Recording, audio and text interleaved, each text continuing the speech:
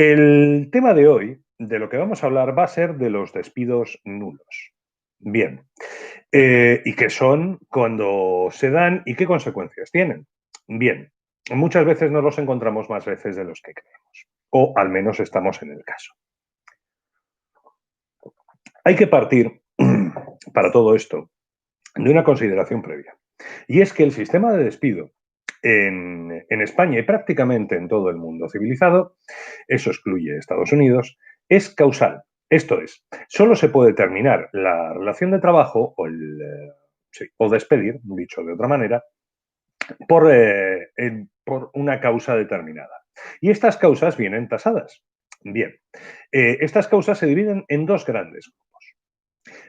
Son las causas imputables al trabajador, lo que también se llama el despido disciplinario, y las causas no imputables al trabajador, aquellos que por falta de adecuación en el puesto, incompetencia sobrevenida, o las famosas causas económicas, técnicas, productivas u organizativas, dan lugar al cese de la relación de trabajo. Estos dos grupos de causas tienen consecuencias diferentes. En el caso de un despido disciplinario, pues claro, evidentemente, al ser, digamos, culpa del trabajador o ser el incumplimiento radicado en el trabajador, la indemnización es cero. Sin embargo, en las causas no imputables al trabajador, esto es, en las no disciplinarias, se establece una indemnización reducida que es de 20 días por año trabajado. En todo caso, cuando este despido, y aquí viene lo importante, no tiene causa alguna o su causa se reputa falsa o no acreditada, el despido es improcedente. ¿Y improcedente qué significa? Pues que la empresa tiene que optar o bien por la readmisión o bien por la indemnización que está tasada y en el Estatuto de los Trabajadores. Y esta indemnización es de 33 días por año trabajado, prorrateándose los periodos inferiores. Hasta febrero de 2012 era de 45 días por año. Pero bueno, esta es una de los grandes logros de la reforma laboral que ahora nos dicen que sería desastroso. Ya. Os digo siempre, o más bien, os llevo insistiendo en que el despido es causal, no solamente aquí, sino en todo el mundo civilizado. Es algo a lo que nos obligan cosas, compromisos y tratados internacionales como el número 158 de la OIT, numerosas directivas europeas, y bueno, se practica en prácticamente toda la Europa occidental, como Alemania, en países como Alemania, Austria, Francia, incluso Reino Unido. Y por supuesto, Escandinavia, claro está. Todos sabemos que es causa, aunque luego falsifican el informe PISA. Claro, esto, como ya he dicho, tiene una serie de consecuencias. O la readmisión, que queda a voluntad del empresario, salvo en los casos en que se trate de una representante de los trabajadores, la persona despedida, o bien la indemnización. Normalmente, en el 99% de las ocasiones, se opta por la indemnización. Es lo que llamamos la extinción indemnizada. Bien, que es uno de los clásicos modelos de protección del empleo que se adoptan. ¿Qué es lo que ocurre? Cuando os hablen de despido, se suele decir que el despido en España es libre, pero no gratis. Ahora bien, cuando te hablan de despido libre, normalmente lo que quieren decir es gratis. Sin embargo, sí que hay una serie de circunstancias y de motivaciones consideradas especialmente perniciosas por la ley, por las que, el despido es algo más que improcedente. Es lo que llamamos los despidos nulos. Bien, los despidos nulos son aquellos que la ley considera que se realizan bien en circunstancias prohibidas o a sujetos prohibidos por la ley por ser de especial protección, es lo que se llama la nulidad objetiva o por mandato de la ley, o aquellos en los que la verdadera motivación, sea cual sea la que se haya aducido, es en realidad vulnerar los derechos fundamentales de la persona. Respecto a los primeros, la que llamaríamos la nulidad objetiva. Bien, la nulidad objetiva es, como ya he señalado antes, es la nulidad por instituto de la ley. Es porque la ley lo manda. ¿Quiénes son o cuáles son estos casos? de despidos nulos objetivamente?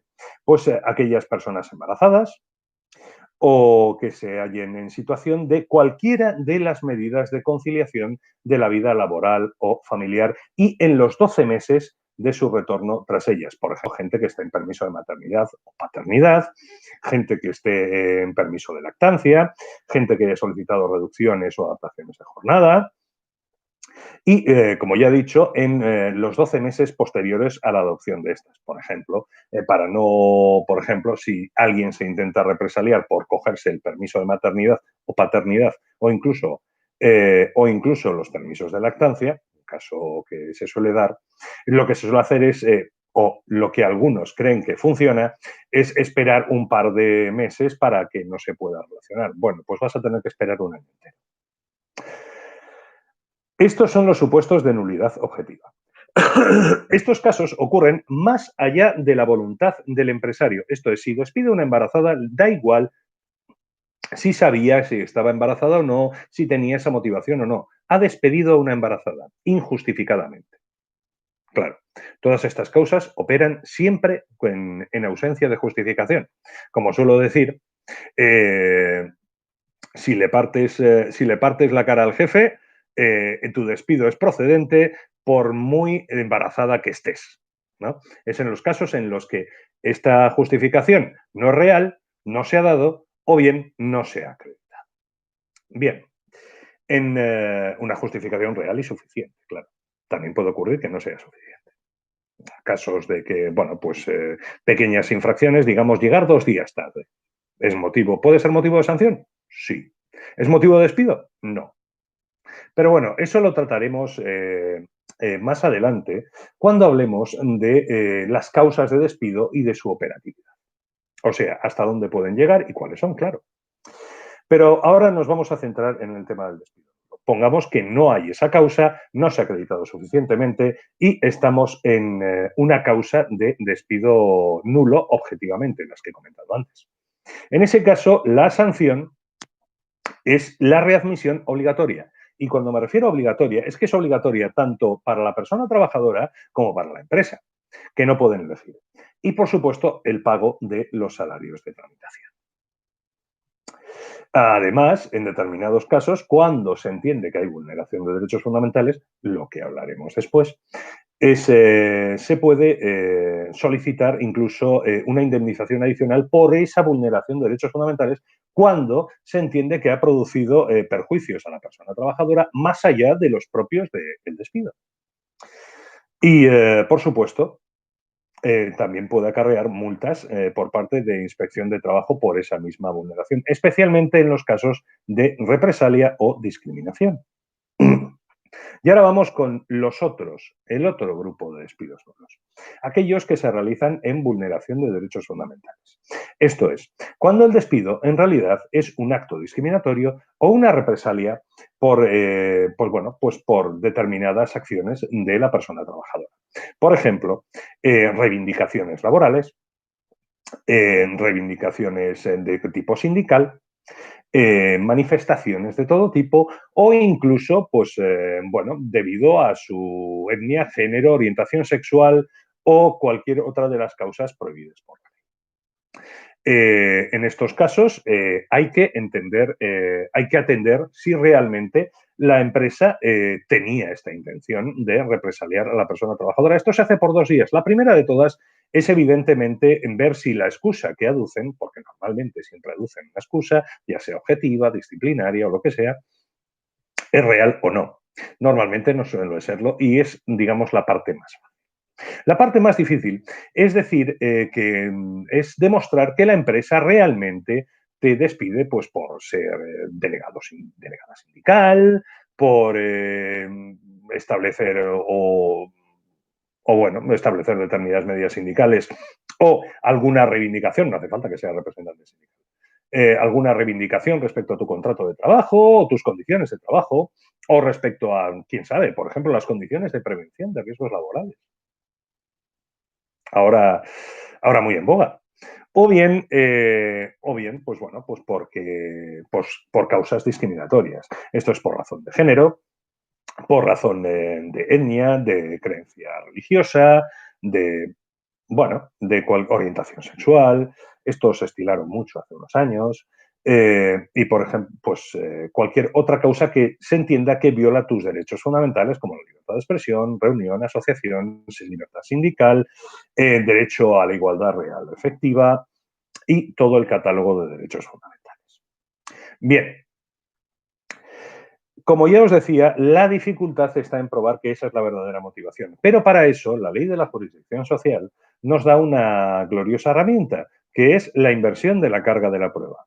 ¿En qué consiste? En que cuando el demandante o la demandante, que suele ser la persona trabajadora, ha logrado acreditar que existen indicios razonables de que el despido se ha producido a causa de las circunstancias concretas de las que sea represalia o discriminación, pues por ejemplo, porque te despiden injustificadamente después de haber hecho una reclamación sobre tus horas extra y has demostrado que, primero, no hay justificación para el despido, o mejor dicho, la empresa no ha logrado mostrar su justificación suficiente para la razón que aduce por el despido y además tú demuestras que este despido se ha producido a renglón seguido de tu reivindicación. Por ejemplo, por horas extra, por poner un ejemplo típico. En ese caso, se produce lo que se llama la inversión de la carga de la prueba. Esto es, que la pelota, una vez que se han producido estos indicios razonables y suficientes, la pelota queda en el tejado de la empresa, que es quien deberá demostrar que ese despido no obedece a ninguna causa de discriminación o represalia y no hay vulneración de derechos fundamentales. Si no lo logra, el despido será calificado como nulo. Y como ya os he dicho, las consecuencias pueden ser desde la primera y más evidente de todas, que es la readmisión obligatoria en el puesto de trabajo, quieran o no, y además de modo inmediato, o bien, hay además la posible indemnización por la vulneración de derechos fundamentales, como ya os he dicho, siempre y cuando excedan el perjuicio del propio despido en sí, que ya se resarce con el abono de los salarios de tramitación, o eso se entiende, y, por supuesto, la debida multa por infringir la legislación laboral protectora de los trabajadores, sobre todo en lo que se refiere en la protección respecto a los actos discriminatorios o en represalia de los derechos de las personas trabajadoras. Y esto es básicamente en lo que consiste un despido nulo. Es fácil y a la vez difícil. De manera que, bueno, pues si bien el planteamiento inicial teórico es bastante fácil, en el caso concreto, pues bueno, pues habrá que atenerse mucho a las circunstancias concretas y en cómo se han producido. Y esto es más o menos lo que os puedo comentar sobre el despido nulo a modo de, bueno, pues recordatorio o información general.